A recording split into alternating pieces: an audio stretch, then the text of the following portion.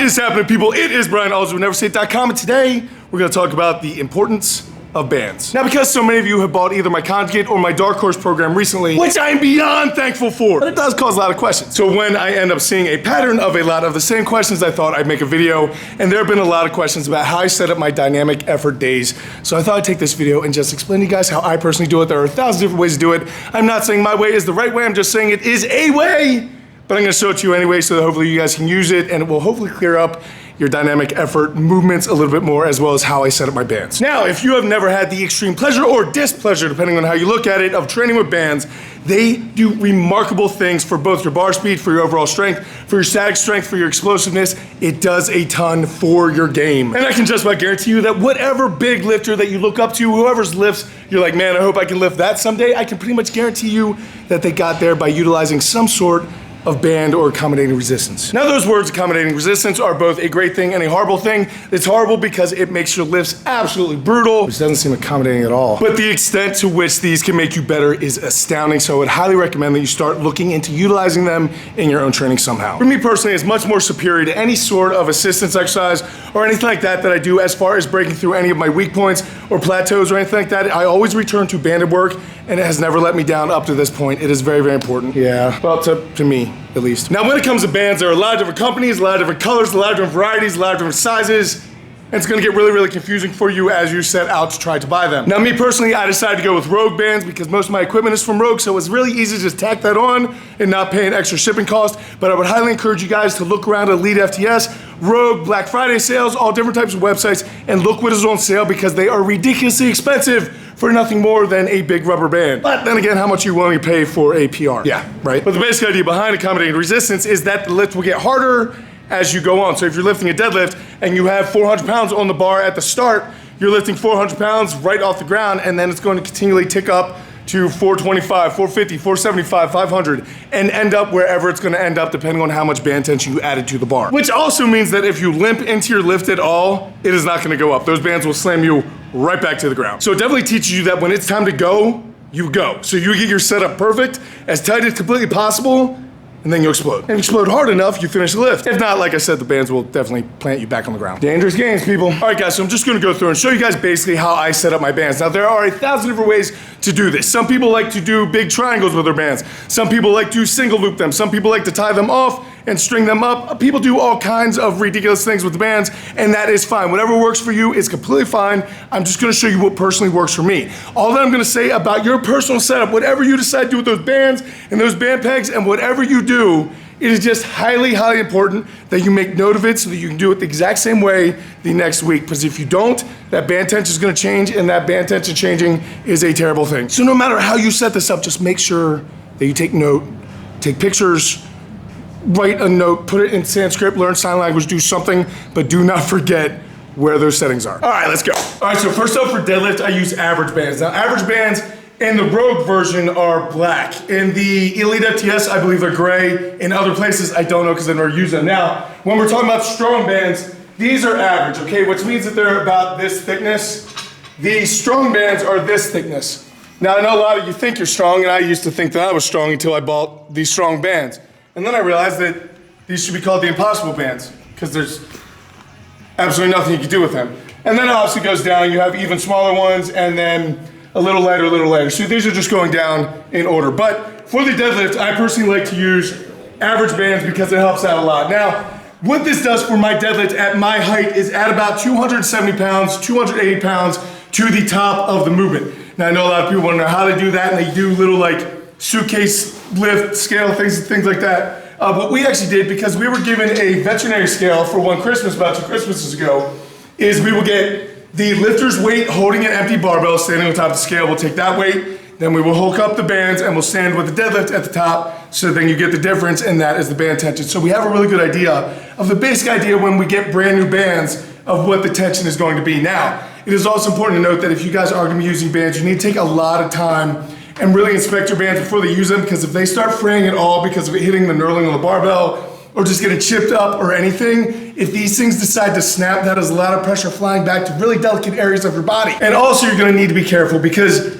over time, just like any type of rubber band or anything at all, you continually stretch it out again and again and again, it's gonna get wear. It's not gonna have as much tension on it as when you first bought it. So if you're very, very serious about your lifting and your percentages and everything being as exact as possible, I would encourage you to buy new bands at the beginning of your program, and do not let anyone else use those bands. Keep them in your bag, label them 1 and 1, 2 and 2, whatever you need to do, but keep them on you so that the only wear and tear that they get is the wear and tear that you put on them, and they will get the most longevity out of them that way. But for the deadlift, the way that I set it up personally, as you can see here inside this cage, now we're lucky enough to have a cage with some band pegs. All right, now, this day and age, a lot of gyms, even commercial gyms, have band peg availability on their racks. But if you do not, you can do a lot of things like set up dumbbells, set up plates. You can bring up a lot of things. As long as it is heavier than the weight that you're moving up, then you're gonna be okay. So, but if you do have the opportunity to have band pegs, then I would encourage you to use them because it is a lot easier. So what we personally do here is I start on one side, I just loop it on, stick the entire band underneath both sides, stretch it, pull tight on this side. As you can see, it's doubled over. I stretch it back and put it back over. So you have 2 bands on top and 2 bands underneath, all right?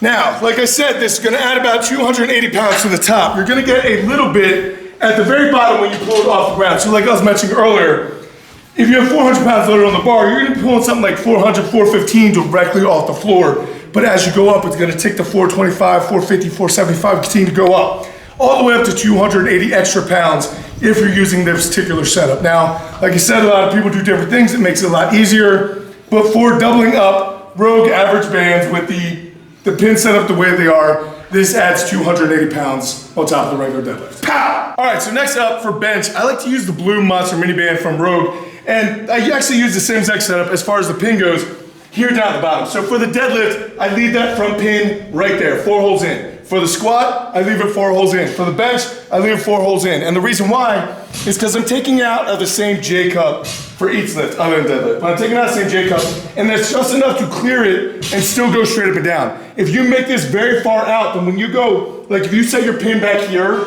if you go to stand up with this bar, the amount of tension that's going to be pulling back is going to be so extreme, it's literally going to rip you either straight backwards or rip the bar off you.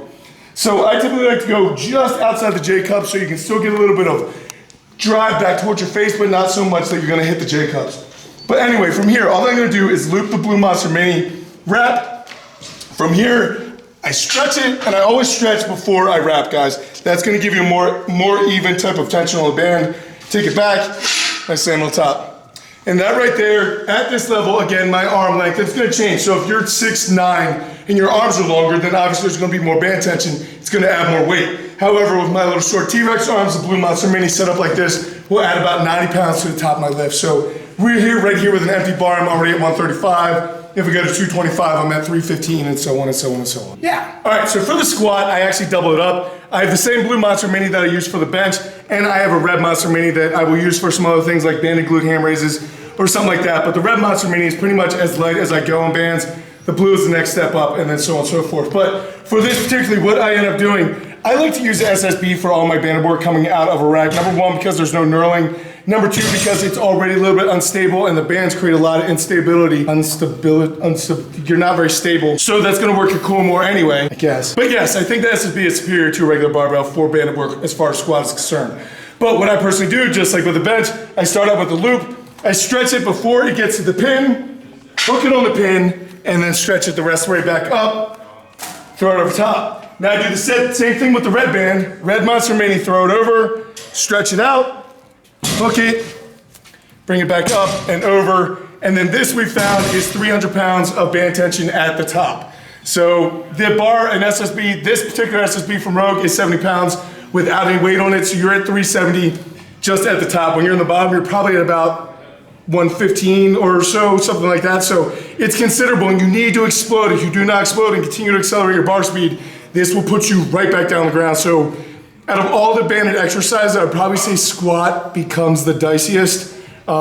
So you really have to make sure that you are braced, you are ready, your breathing is intact, that you have everything set up, and that you are ready to absolutely just go straight up and down, or else those bands will take you for a ride that you are not gonna enjoy. Yeah, now for the one that hardly anyone has ever seen is an overhead press that is banded. Now, in order to do this, what we do personally here to set this up, because the band tension that it's gonna create from a position on the ground, whether it be dumbbells or pins or whatever, to all the way locked out above your head is going to be very, very substantial. Like too much pressure for you actually to push at that time. So what we do is we set the safety pins down and then just drive some pins through it. But even if you do not have pins like this, you can use safety pins just by wrapping it around or flipping them over or adapting and overcome people. Figure out some way to attach those bands.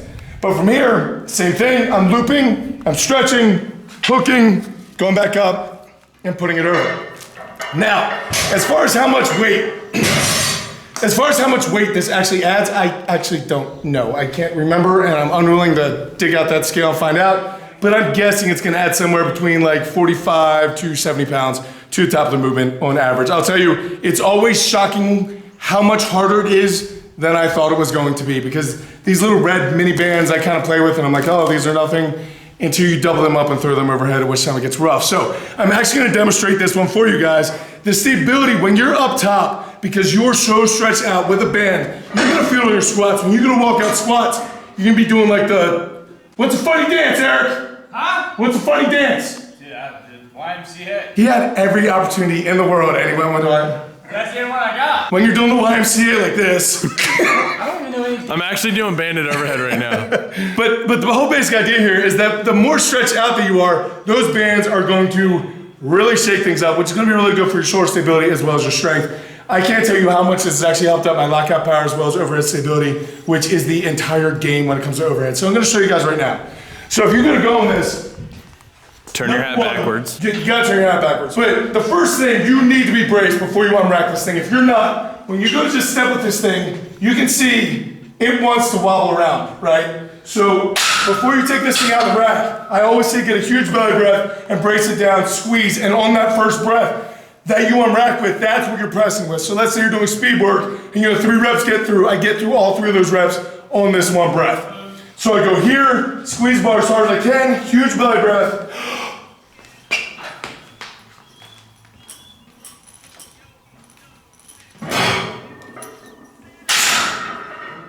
It is actually really, really crazy because you need to be able to fight. This one takes a lot to get set up because this pin needs to be kind of over the middle of your feet, because if it's out in front, you're not gonna get the lift. It's gonna pull you down. If it's behind you, that's not gonna be good either. So you're gonna wanna play with the pin setup for your own personal, how far back you step, same with squat, everything like that with your bench, with all of it. But bands can do an amazing thing for absolutely every single lift that you have. It really, when we go by and we ask the question of the week and we say, what has made the biggest difference on your deadlift or on your squat? Every single time, the biggest people, the guys who have the biggest squats, the girls who have the biggest deadlifts, the individuals who do the best in whatever will always tell you bands play a huge role. So I definitely recommend that you guys start throwing them in your training. And we're back, and my shirt is definitely, it's summertime. It's definitely summertime around here. But guys, again, a very special thank you to each and every single one of you who have purchased either a Dark Horse or a Conjugate program from me.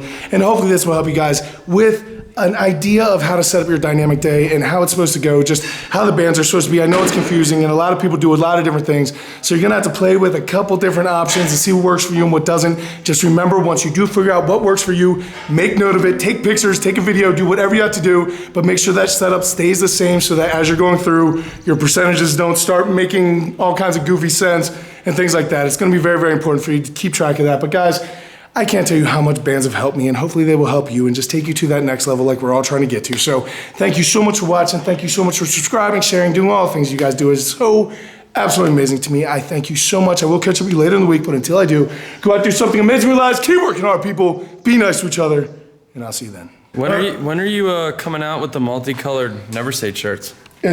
I like to call it sweat dye. It's like tie-dye, but more awesomeness. I'm actually gonna start bottling this and sell it as ammonia. Because I sweat cat pee.